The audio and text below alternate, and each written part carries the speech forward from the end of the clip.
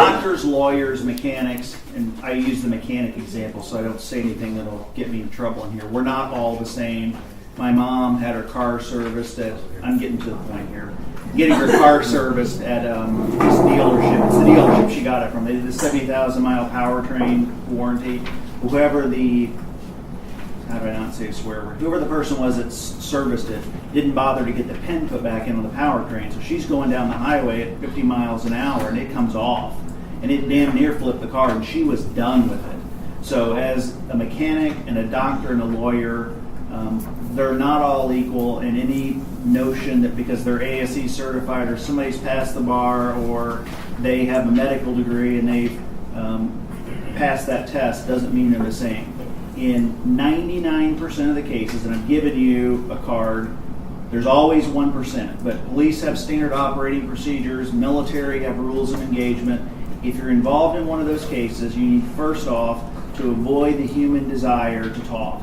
And I've had somebody in one case that, and we'll probably get some different views up here, but I've had one person that confessed to a crime they didn't do. And if you're a defense attorney, you have a really hard time selling the fact that they didn't do it. Now, I was able to bring in Richard Offshay, who's probably the premier expert in the world from Berkeley on people that do false confessions, and he was involved in Menendez brothers cases.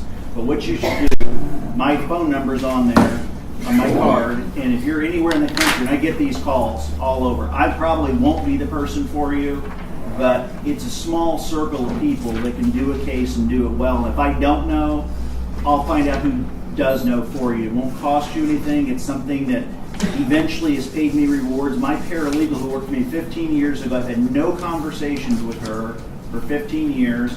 I get a call at 2 o'clock in the morning, Bryan, this is blah, blah. I'm like, yeah, I remember you. I'm in Napa and I just got a DUI. Well, Napa Valley has just zero tolerance for DUI. And she goes, I know you can find for me the most plugged in person from a defense standpoint who knows what they're doing, and I would appreciate if you would do that.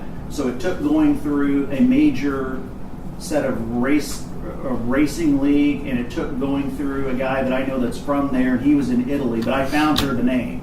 And that's what you want. You don't hitch your mule to a random attorney that does everything under the sun. And maybe they can do it really well, and if so, you'll find out. But getting the right attorney in the right situation at the outset's the way to do it.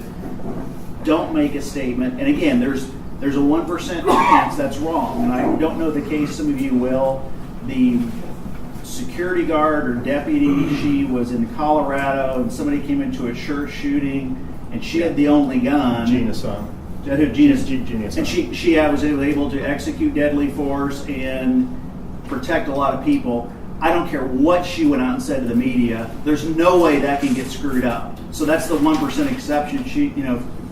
I'm sure she was terribly distraught about it. But if in that case, it'd be very difficult to say anything that could get twisted around to make that an unjustified use of deadly force.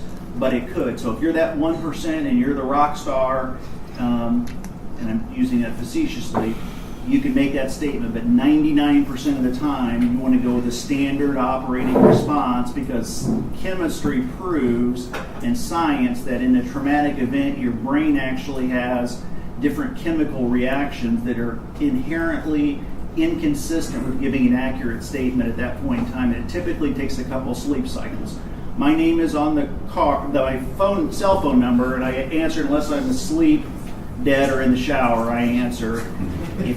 But it also spells my name because it's hard for people to remember that oddball number. It's B.L. Ciyou, middle name Lee. If you get the area code right, you can remember B.L. Ciyou, you can call me, and I'd probably send you to Allen County, to the attorney up here. But if it's in another state, I've had those cases too. There is somebody somewhere in every state that does it. And if you look on the card on the front of it, the two biggest gun show websites, which generate a lot of information about gun shows, but also accurate information about blogs about guns, not the fanciful stuff. I shot a termite at 1,000 yards.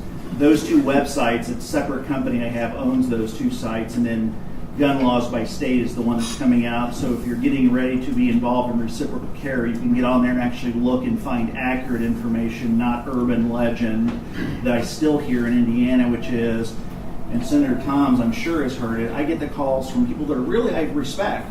I hear they're going to repeal the lifetime license. I got to go get one right now. I'm like, well, if they're going to repeal it, they're going to do it anyway, and they're going to revoke all the ones that are out there if they don't want you to have it. So why would you believe that? But nonetheless, that's my spiel for getting the right attorney. And if you need help with that, I'll help you find somebody. So yeah, Bryan, he's available. You know, Cindy and Bob. I would say you're probably reasonably tuned into gun law, that sort of issue. So you have these two guys. If you don't have the cards, get them at lunch or whatever. Yeah, and put some up here. Put some up here for them. Okay, with that, I'm not exactly sure where these guys are going to go. They've been caucusing, and I wasn't hearing exactly what they were talking about. So I'm just gonna stand back and pull my hat down over my ears and see what they come up with. So it's guys, you're welcome to rock and roll.